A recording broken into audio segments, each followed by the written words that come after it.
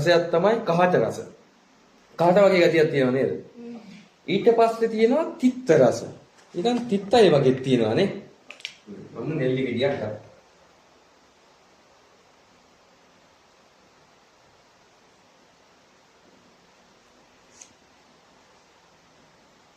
ඔන්න නෙල්ලි ගෙඩියක් ගත්තා. හරි. මේක මොනවද තියෙන්නේ? තිත් අඹුල් රස තියෙනවා. කහට අඹුල් රස තියෙනවා. කහට ගන්න. ඊට පස්සේ තියෙනවා කහට රස තියෙනවා. වෙනදා ඊට චිත්ත රසක් තියෙනවද? චිත්ත රසක් තියෙනවද නේ? වෙන රහකුත් තියෙනවා. චිත්ත රස.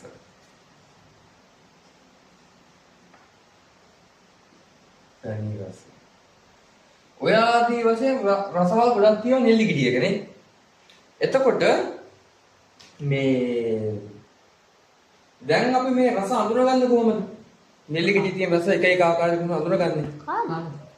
කනකොට දිවට දැනෙනවා දිවේ රසනහර පිටිච්ච තැන් තියෙනවා එක එක තැන්. තිත්ත රස දැනෙන තැන් තියෙනවා, ලුණු රස දැනෙන තැන් තියෙනවා, පැන් රස දැනෙන තැන් තියෙනවා, විවිධාකාර රසයන් දැනෙන තැන් තියෙනවා. ඒ රසයන් දැනෙන තැන් අපේ ඇඟේ තියෙන හින්දා අපිට ඒක රසය කියන එක දැනෙනවා. ওই ටික තිබ්බේ නැත්තම් ලුණු රහක් දැනෙන්නේ නැහැ. ඕන එකක් කන්න පුළුවන් නේ. ලුණු රහ වුණෙත් නැහැ, මිරිස් රහ වුණෙත් නැහැ. ඕන එකක් කන්න පුළුවන්. රසයක් දැනෙන්නේ අපේ ඇඟේ රසනහර තියෙන හින්දා. සිංහල සාහිත්‍යයක් මෙන්න මේ වගේ තමයි.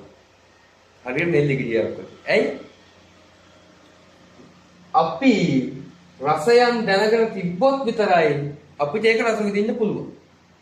දැන් සිංහල සාහිත්‍යයේ රස විඳින්න අපිට ඔකට කාවදන් දෙයක් නෑනේ. ඒකට මේ දේ දෙන්න ඕනේ කියලා ඊට පස්සේ මේක සිංහල සාහිත්‍ය රස විඳින්න පුළුවන් වෙනවා කියලා එකක් නෑනේ. එහෙනම් අපිට දැනගන්න ඕන සිංහල සාහිත්‍යයේ තියෙන රස මොනවාද කියලා.